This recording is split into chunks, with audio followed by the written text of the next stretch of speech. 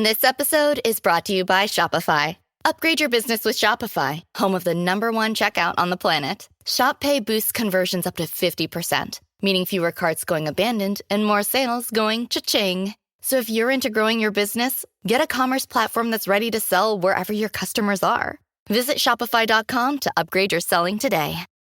If you're a facilities manager at a university, you know students rely on the cafeteria for breakfast, lunch, dinner, and the occasional late-night snack. So when a dishwasher breaks down and dirty plates pile up, the mess hall can turn messy in the blink of an eye. Enter Grainger.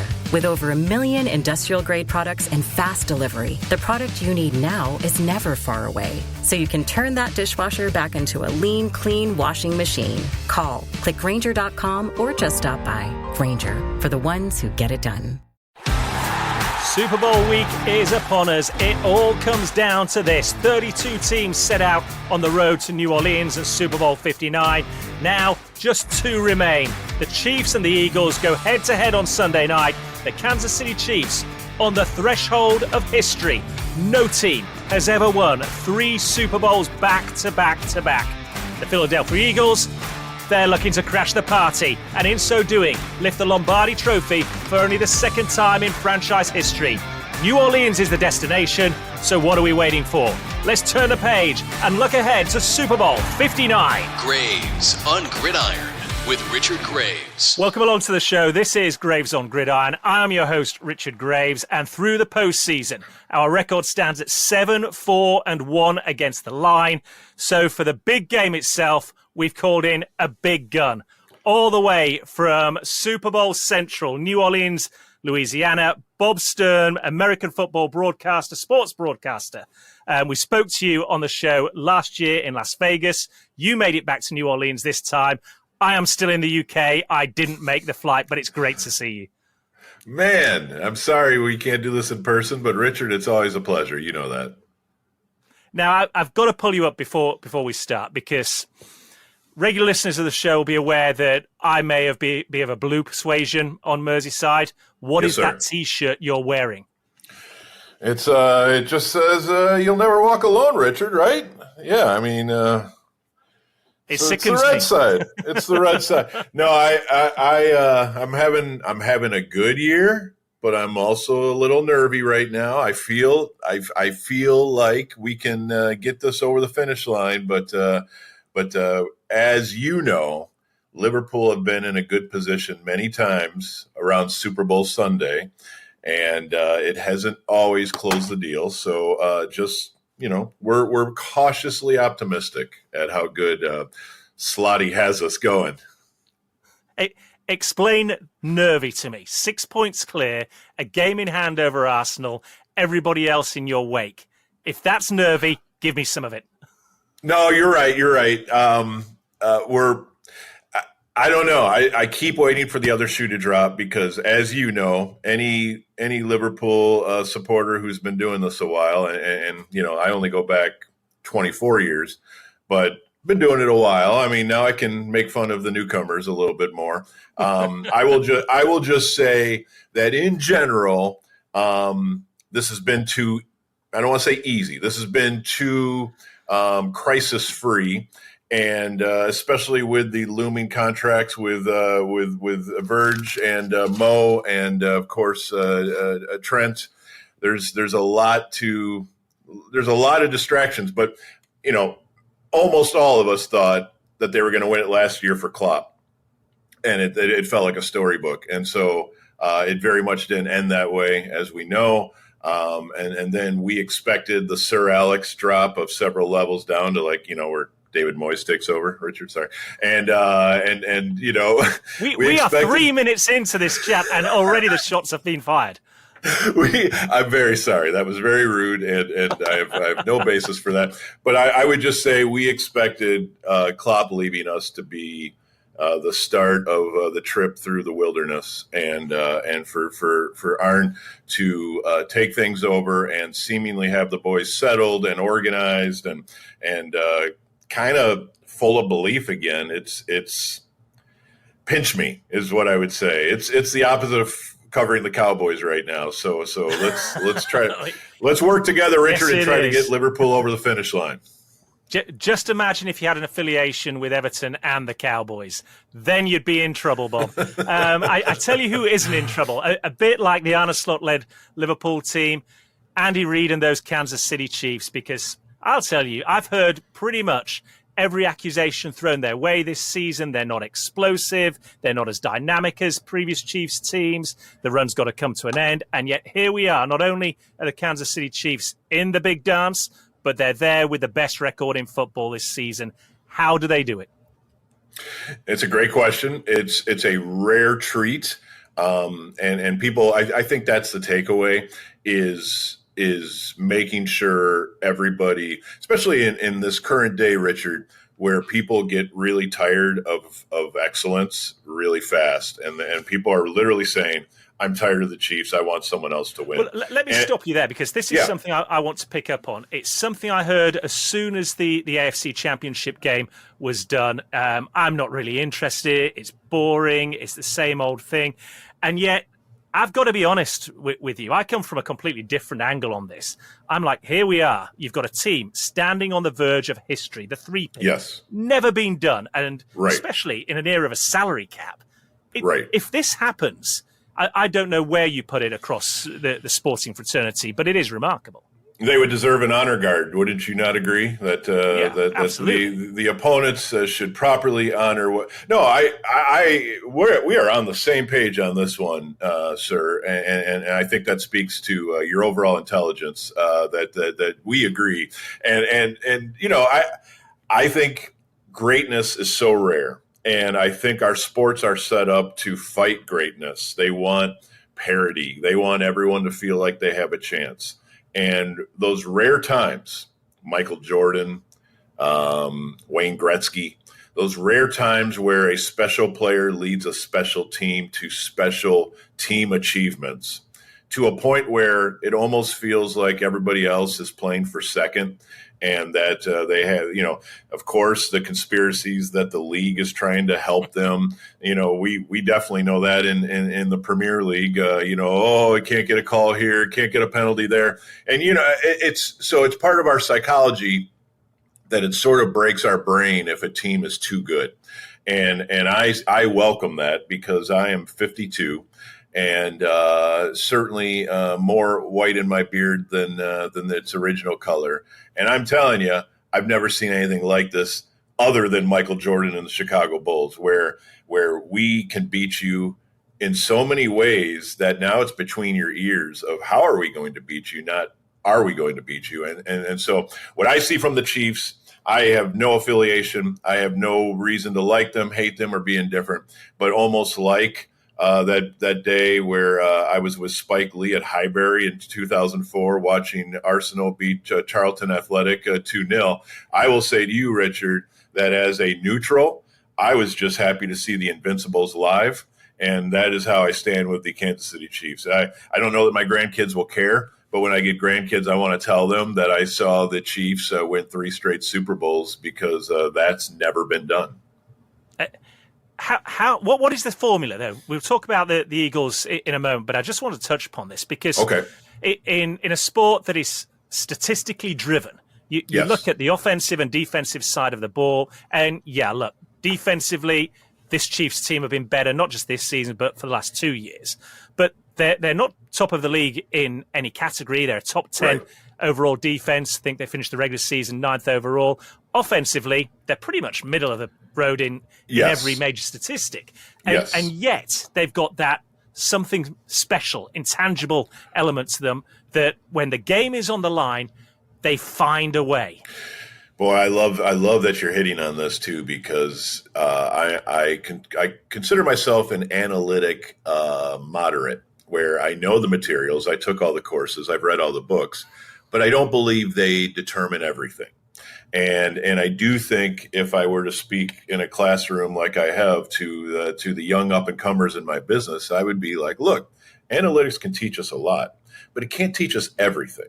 There are certain things that are immeasurable, unquantifiable, that are still absurdly important in the games people play. And part of it is just you talking noise to me while I'm trying to make a 5-foot putt, because we can't exactly measure that on a piece of paper. But I'm telling you, it does affect me, and it does affect most humans. And so it's all degrees of that. And so when you say, what is the formula? The beauty of these teams to a certain extent is it's difficult to pin down. It's certainly difficult to measure on a spreadsheet, but it's there. And so when you say what makes the Chiefs specifically special or rare or historic, it's clearly a special head coach meets a special quarterback. So let's start there. And in that, you have a strategist who understands offense at a very, very high level, despite his age being in that age group where we normally say coaches are antiquated, set in their ways, and old dogs who can't learn new tricks. Well, Andy Reid is just as old as all of them and just as modern as the youngest guy with a slide ruler. And so we have all of those things to think about. Then we have Patrick Mahomes, who appears to be a quarterback who, yes, has made all the money and done all the things, but he does not seem terribly affected by any of it. He kind of seems like he's still the same Patrick Mahomes who we saw as a kid at Texas Tech. And at that point, he was just the son of a baseball player who looks like he can play football pretty well. So there was no real signs of that. He was not a overwhelming winner at the college level. And then you take their defensive coordinator is Steve Spagnuolo, who certainly was not successful as a head coach, but as a defensive coordinator has helped put the Chiefs in a situation where their defense properly fits their offense. Meaning, maybe over the course of a game, we're not going to dominate you. But at that late moment, in that late situation where we need to make one play, we have a defense that can do it as well as an offense. And so from there, once you get that leadership in place, and this is why, comparing it to the Cowboys is often so funny, is it does start at the top and rolls downhill. And if you get those positions filled, you have a chance. If you don't get them filled, a la the Cowboys, you're spinning in the wind and so forth.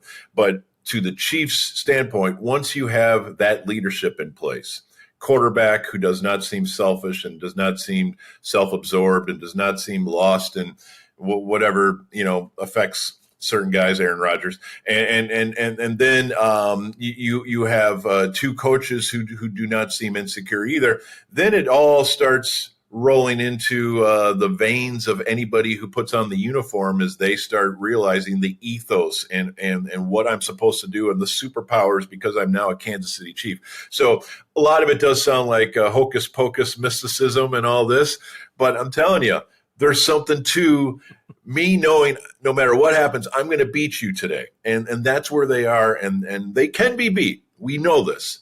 But you better be ready for a battle of a lifetime because they are going to play 60 minutes, and even if you have them down for 58, they know they can still figure out a way to pull this out in the end, and that's special and rare, and we should appreciate it. Yeah, and that's been the remarkable thing about their run, certainly through the regular season games, which they seem destined to lose. They find a way by hook or by crook. I also love that for all the bad traits, you've got a tangible example that's just a throwaway line that we could all relate to there. I do want to pick up on Steve Spagnuolo, though, because yes, I was fortunate enough to spend some time with him ahead of last year's Super Bowl in Vegas. And the one thing that came across to me loud and clear was how self-deprecating he is. It's all about his players. It's not really about him. I am not buying any of that. There's no defensive coordinator in the history of the NFL that's won as many Super Bowls as him. He's got 4 to his name. It'll be 5, extending that record if they get the win on Sunday night. And the reason I'm interested in him, and I find this matchup perhaps the most intriguing of all, is because Steve Spagnuolo's defenses have been there, bought the T-shirt. They've got the trophies on the cabinet to show they can get it done. And yet, time and time again, we hear in this game, it's defense which wins championships. Well, here come the Philadelphia Eagles, ranked number 1 overall, number 1 against the pass, number 2 in points allowed. They seem on paper to be the complete team. But we've been here 2 years ago, and it was a fascinating matchup then. Yes, there's no doubt about it, and that chess match is completely fascinating. And the Eagles are no slouch. Now, I do feel disclosure is important. I can't stand the Eagles. I've never been able to stand the Eagles. I just, personal experience and team allegiances. I just want anyone knowing going in, especially since you're touting your record against the spread, Richard. I do not provide very good gambling advice. as my own record would I'm not indicate. aware of that this season. Bob. Well, Do you no, want to expand? well, it's been a very tough year for me. Just to let the people know, I closely avoided relegation and having to carry a puppet around with me at the Super Bowl all week long, like one of my colleagues did. That said, I don't like Philadelphia at all, but they are the blueprint for me for team building and for understanding that sustainability and risk taking as a organization, as a boardroom, if you will, is vital. But also controlled and having a philosophy and sticking to it, and all these things that Howie Roseman is becoming famous for. The Eagles capture that really well. So what they've done with their defense is quite phenomenal. Obviously, Vic Fangio is a fantastic coordinator, and he has been in many, many places. By the way, another guy who tried head coaching and it didn't go great, like Spagnuolo. And so there's something to that. There's something about, I don't want to say egoless, because they both wanted to be head coaches and have their own operation. But once it didn't work, they became quite secure in their role and just wanting to complete what the head coach is trying to do on the other side of the ball, because we often hire offensive-minded head coaches for many reasons that make a lot of sense to me.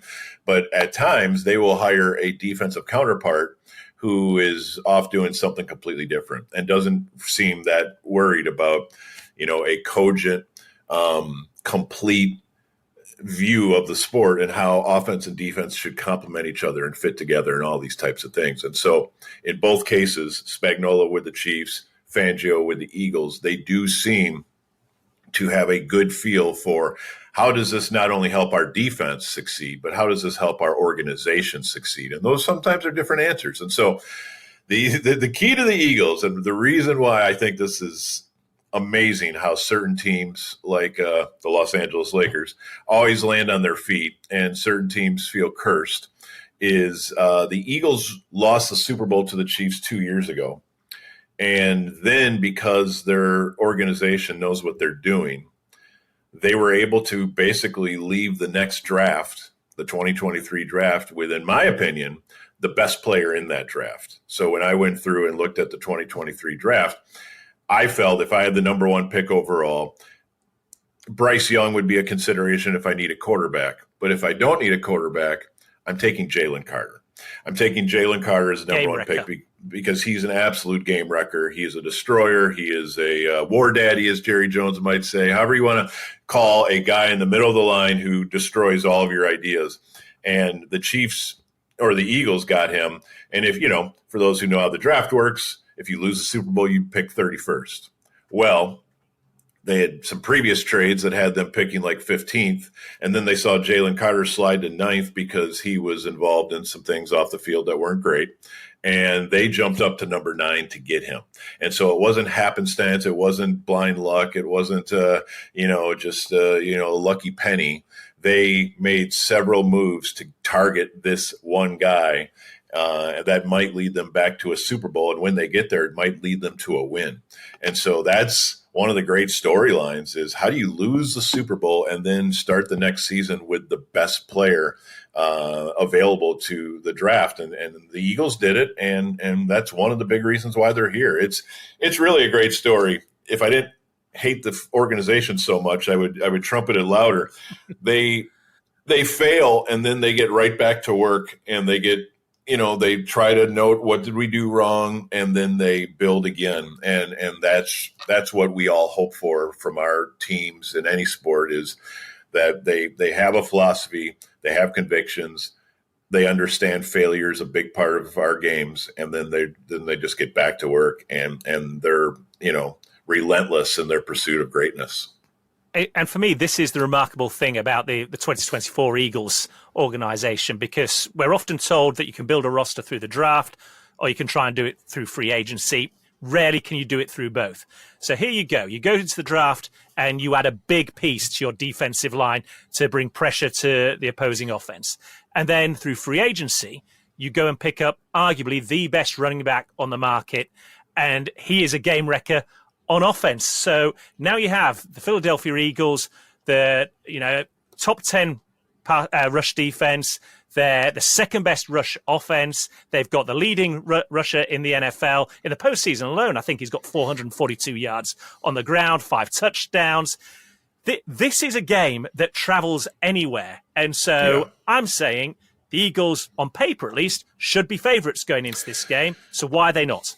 Well, they're not, because the other side has that guy, right? And so I don't know that it's a fair point spread or a true point spread, because I think all of us in our heart of hearts know what you said is correct, and also know that I'm not picking against the Chiefs, and so I don't know that that's logical. I think when you say this team is better, but this team has this one guy, and we all know when we buy financial stocks or bonds or whatever, they will quickly tell us, Richard, that past performance is not indicative of future success. And then we all nod, and then we ignore it, because then we go the other way. Then we go the other way. So I would say here's what's funny.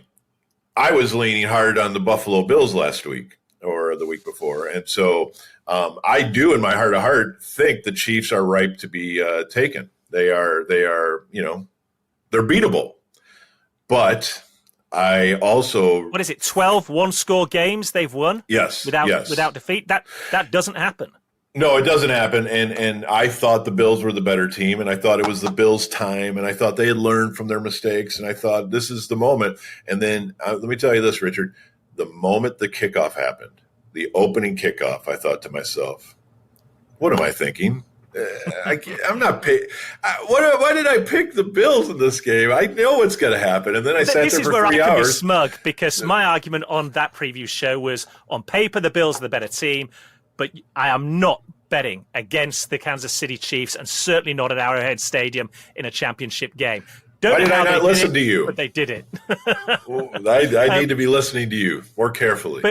But I will say this, going to your point about not having a lot of fondness for the Philadelphia Eagles. Anybody watching this show on YouTube will see that helmet over my right shoulder. It's got a star on it.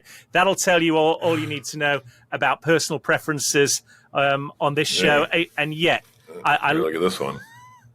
Yeah, they're not in the Super Bowl either, Bob. No, they're not, but personal preferences. So I want to disclose how I feel. It was the Green Bay Packers, if you're listening and not watching. It was. Hopefully you can identify a worldwide icon like the little Green Bay Packers. But yeah, I look at the Eagles, and I've already laid it out on offense, on defense. And here's the thing that should be the cherry on top of the icing, on top of the cake. Turnover differential in the postseason. +10. Philly haven't turned it over once. Everything says going into this game that they are the better team on paper. And I guess this is why we love sports so much, because nothing's ever decided on paper. It's what happens out there on the field on Sunday night. Yes. I would add to that, though, the argument for the Chiefs. Like, if you're going to pick football games, usually you would say, who has the better quarterback? And then you would say, who has the better head coach? And then you would say, who's more comfortable in this setting, and who might be a little nervy and might make a mistake that's uncharacteristic. And so I think all three of those go to Kansas City. They have the better quarterback, and I don't even think it's close. I think Jalen Hurts is fine. I think Patrick Mahomes might be the greatest quarterback in football history. And I realize that's biting off a mouthful, but I think it's possibly true. We're watching something I've never seen before. Then they clearly have the better coach. Nick Sirianni's fine. Andy Reid's a legend. And finally, they play in the Super Bowl every year. So the idea that this is just a game is probably laughable for anybody, but for the Chiefs, it actually might be true. This is their 5th Super Bowl. They're pretty comfortable here. They do this pretty often. This is kind of where they live. So those three things, and to your Eagles turnover stat, I agree. But they've all been home games, and they've all been games in which they've been favored. and they've all been in games in which they had total control of the game. What happens if you're in the second half against the Chiefs and you know as an offense that we have to score because the Chiefs are going to score on top of us, and so we've got to keep up with them. And so now we're forcing the ball into tighter spots, and that's where we get into trouble. So I believe it's a sound argument to say the Eagles are probably going to make more mistakes on Sunday than they normally make at home as a big favorite in control of the game, because I don't think they'll be in control of this game if Patrick Mahomes has anything to say about it, and he always does. And so that's why we keep arriving back at just be safe and take the Chiefs. Okay, in a moment, I'm going to ask you to call the game, but one final thought on this Eagles offense, which has been very impressive, predicated on a run game that's been dominant in the postseason. Subscribe to Graves on Gridiron wherever you listen to podcasts, and keep up to date with the latest on Twitter. Search for Richard Graves. How concerned should we be about Jalen Hurts and the Eagles passing game?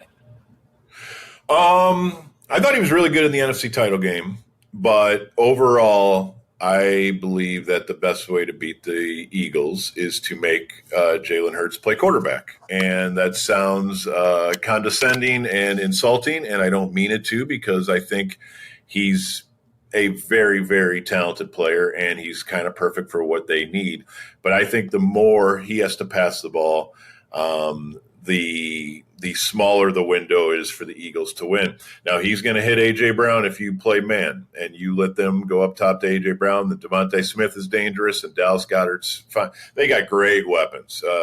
Dak would love weapons like Jalen Hurts has, but this isn't about Dak.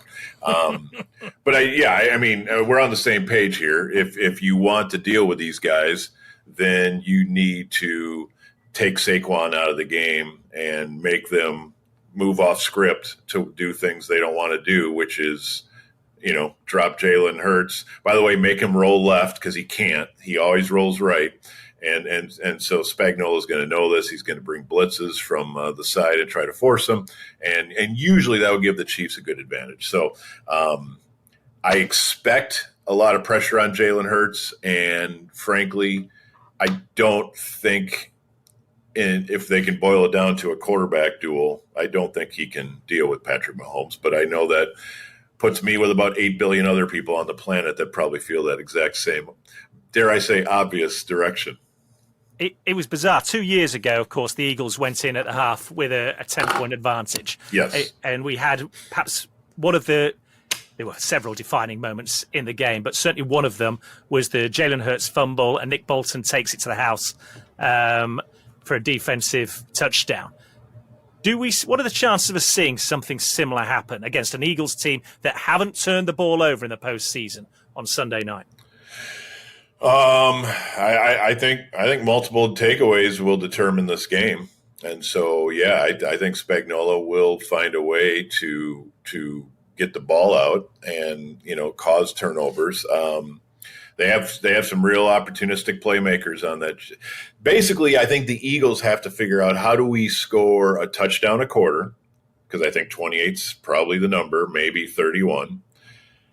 How can we score a touchdown a quarter without turning the ball over multiple times? And that's the trick. And that's a real tiny tunnel to try to get into and get through. And I think common sense says the Chiefs are the smart play.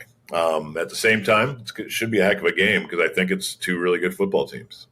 Yeah, and here's the thing. In each of the 3 Super Bowls in recent years that Kansas City have won, incredibly, at one point or other in that game, they've trailed by double digits and yet found a way to come back.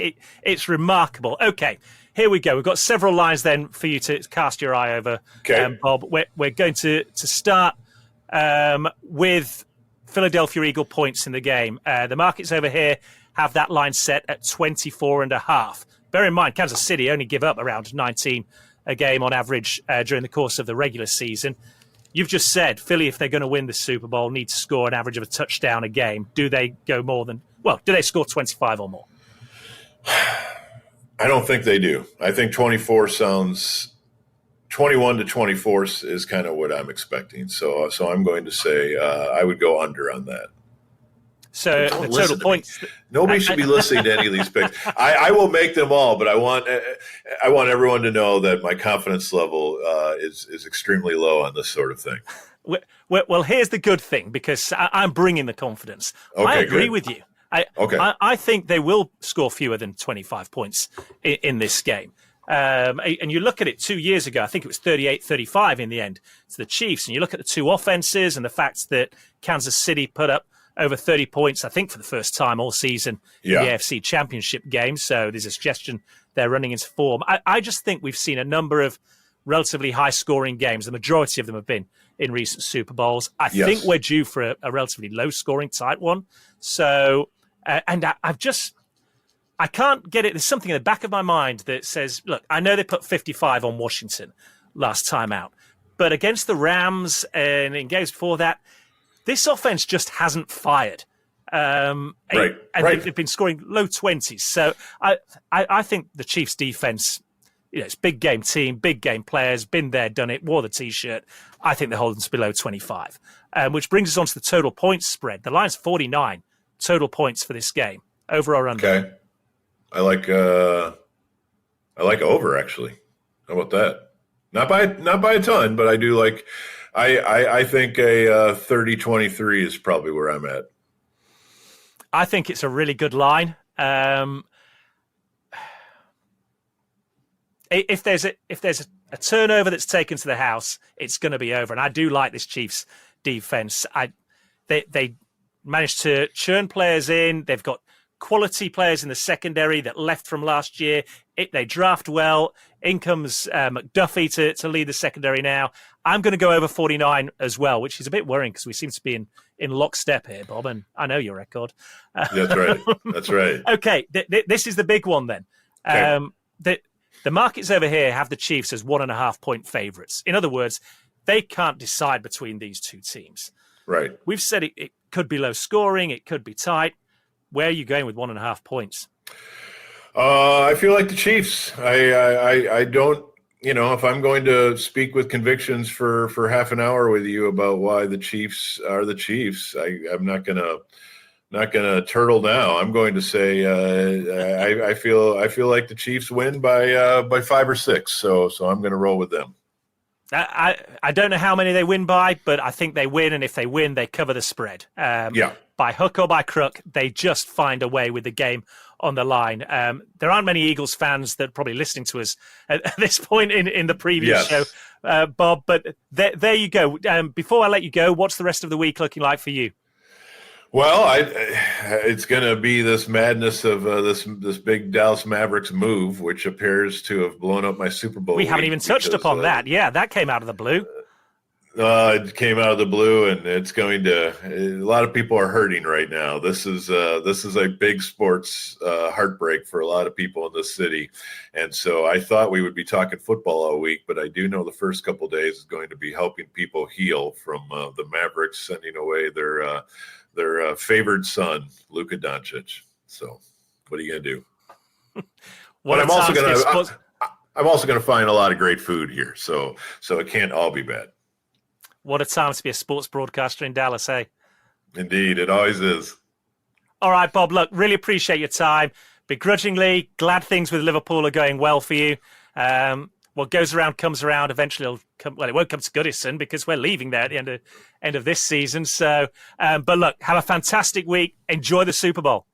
Yes, thank you, and I'll see you in Merseyside in 60 days or so. Graves on Gridiron.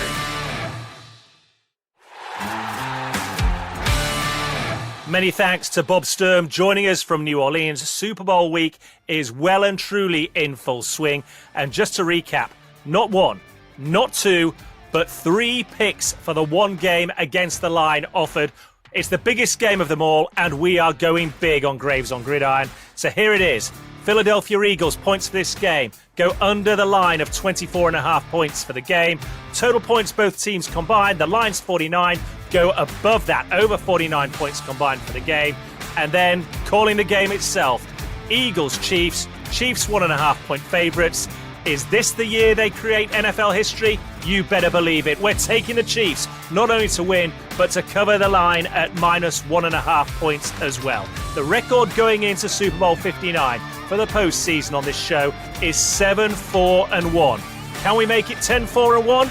We're about to find out. Strap yourselves in, sit back and enjoy. It's the greatest show on earth. It's Super Bowl 59. So long, everybody. Subscribe to Graves on Gridiron wherever you listen to podcasts. And keep up to date with the latest on Twitter. Search for Richard Graves 1. That's Richard Graves, the number 1.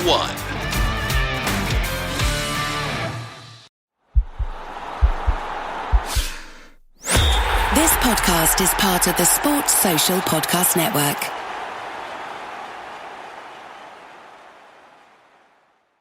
The big game will kick off soon, and you could make this year's game mean even more with Underdog, the app where you could cash in on touchdowns, interceptions, yards, or more. All you have to do is pick higher or lower, and you could take home up to 1,000 times your money if you get your picks right. It's that simple. Millions of fans have already won billions of dollars making picks. Sign up for Underdog today using promo code ENDZONE, and you'll get a free pick as part of your first cash entry, plus up to $1,000 in bonus cash when you deposit. That's promo code ENDZONE. Must be 18 years or older, 19 years or older in Alabama and Nebraska, 19 years or older in Colorado for some games, 21 years or older in Massachusetts and Arizona, and present in a state where Underdog Fantasy operates. Terms apply. Void in Colorado. Concerned with your play? Call 1-800-GAMBLER or visit www.ncpgambling.org. In Arizona, call 1-800-NEXT-STEP or text NEXT STEP to 53342. In New York, call the 24/7 Hope line at 1-877-8-HOPE-NY or text HOPE-NY.